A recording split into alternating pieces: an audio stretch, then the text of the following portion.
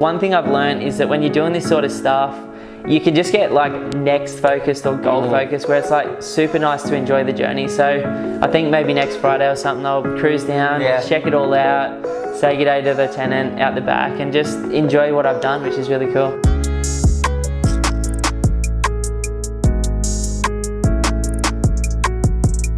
But I don't think we're at a point where we want to like redesign the entire floor plan.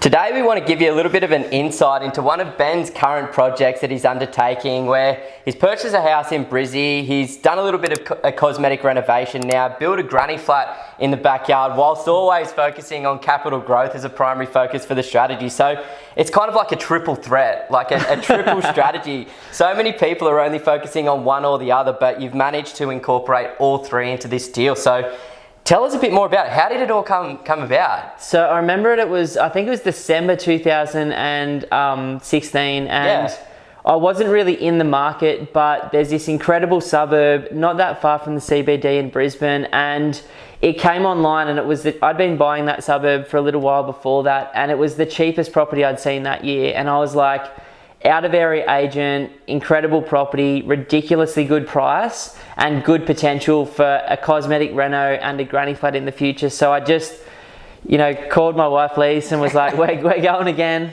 And we picked it up just before Christmas, which was amazing. That's so good. So when you picked it up, it was a pretty untidy house. It was kind of that strategy where you were trying to get the worst house on the best street, right? Yeah, and that suburb's come a long way. Like, I was driving down there recently for a client, and throughout this virus, like in 12 months from being there till now, like the suburb has just lifted so massively with everyone spending money at home this year. So it was like, there were suburbs closer to the city, 2-3 Ks, that were legitimately 500 grand more expensive. And this wasn't just a good house or an okay house in a good street, but it was kind of like an okay suburb in a good city. Yeah, you know what I mean? Right. And it was like the neighbouring suburb effect. So it's a small, really awkward looking 3-bedroom home. Like, for example, the bathroom is in one part of the house, but the toilet's out on the deck.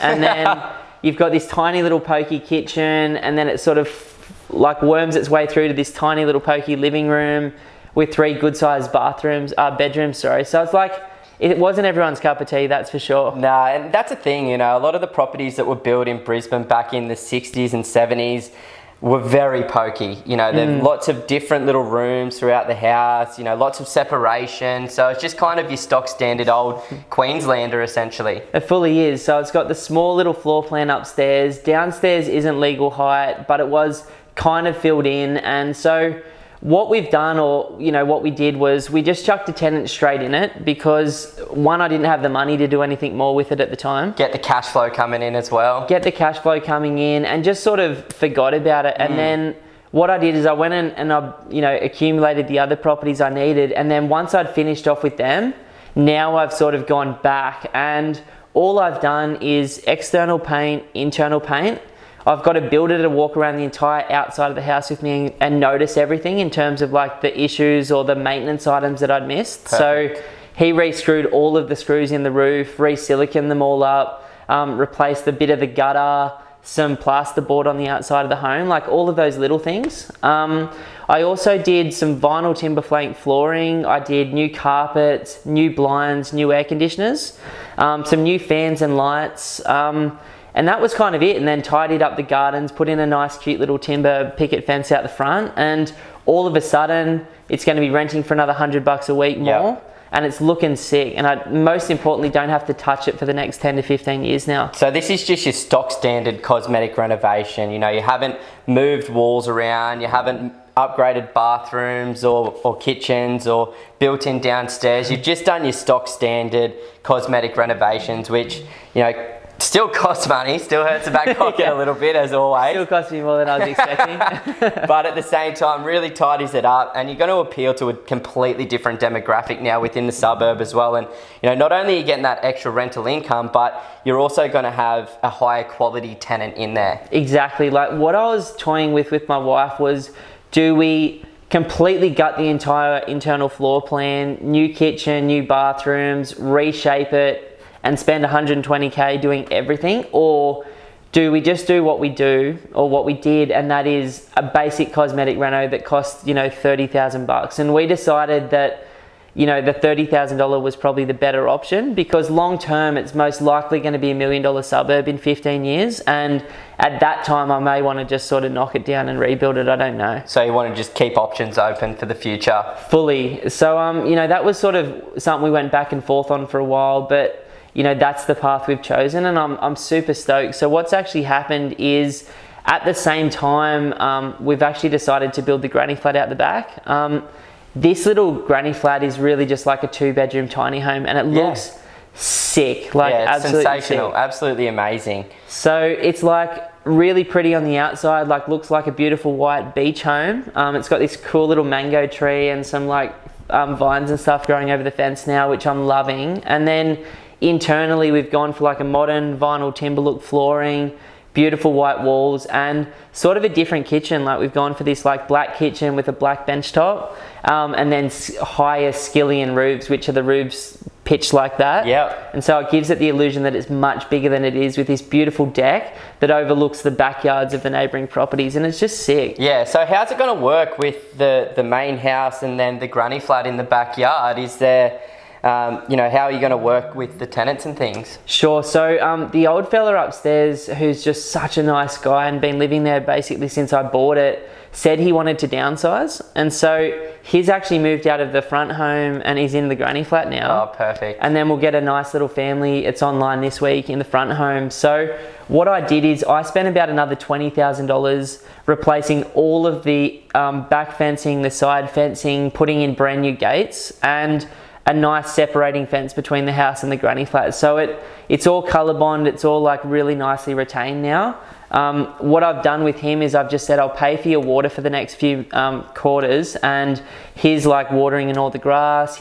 I've said, go nuts. Like I put the garden beds in for him, and I'm like, plant whatever you want. And you know, just trying to do that thing where I actually like, you know, balance the investment with also like looking after this guy who's looked after me, you know what I mean? This is his home, you know, even though you own it, like he lives there. It's fully his home. Yeah, and he's an old retired guy as well, so he's around a fair bit of the time. He's around all the time. That's awesome, so that's worked out really well. So, you know, now that you've got the whole project basically completed, are you expecting to get positive cash flow from this one? For sure, like, because the house was cheap, like when I bought it, I think I paid a bit over 430k for it.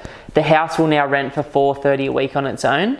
And then I've built this granny flat for like 145k, and that's going to rent for, I think, $320 a week. Now, we were talking this morning, I could probably squeeze an extra $30 out of the home and an extra $30 out of the granny flat per week. But for me, I'm just sort of okay with that for now. So the plan is I will have passive cash flow from that property. I'll also go straight to BMT before the tax year's up, get all of the depreciation for the home and the brand new granny flat, and that should help hopefully save you some money at tax time too. Love that. So, you know, just wrapping that up, the strategy for the property was to target capital growth by purchasing relatively close to the Brisbane CBD, buying in a quality suburb with lots of owner occupiers, you know, buying an area where there's good schools, good public transport options, buying a nice big piece of land. So all those things that are just ticking, they're all the fundamentals that we've talked about so many times. Then obviously adding a little bit of value through the cosmetic renovation, getting a bit more cash flow from the main house in that renovation, but then also building your granny flat to get that positive cash flow to just set and forget now, hopefully. It feels like I've actually followed my own strategy. How nice is that? It feels really nice because it wasn't always like this with what I was buying. You know, like I've done a whole heap of different stuff. I've done single income homes in Sydney, Central Coast, Sunny Coast, brand new places on small lots. So what feels really good about this property is $750 a week in rent today. Over the next 15 years with a 2.5% rise in the rent will be like $1,000, and $1,000 a week is an incredible outcome for my family, and you know, one step closer towards financial freedom, which we're looking for. So it's sick, man. And obviously with timing and stuff too, like Brisbane's looking absolutely mint right now. Oh yeah. We're helping people do this sort of thing all the time at the moment in other parts of the city. So yeah, it's really exciting. Yeah, it's just sort of a very unique opportunity that's available to us at the moment, where we can focus on this long-term capital growth as a primary focus, but then manufacture our own cash flow. And you know, we're quite active investors. This is quite an active strategy as well, but you know, I think the returns that we're talking about, especially the long-term potential, make a hell of a lot of sense. So congratulations, bro. Love the way that it's all turned out, and it looks amazing. I just can't wait. Like, I know this is weird, but like, you guys will probably see the final product before I will, because I haven't got all the photos and stuff yet. Like, I'm actually really excited to drive down there and just check it out and just go full circle, because one thing I've learned is that when you're doing this sort of stuff, you can just get like next focused or goal focused, where it's like super nice to enjoy the journey. So I think maybe next Friday or something, I'll cruise down, check it all out, say good day to the tenant out the back, and just enjoy what I've done, which is really cool. Take a couple mangoes. Definitely gonna raid that mango tree. Hell yeah, dude. Well, thanks so much for listening, guys. Please like the video, please subscribe to our channel, and as always, invest safely. Sweaty, so sweaty.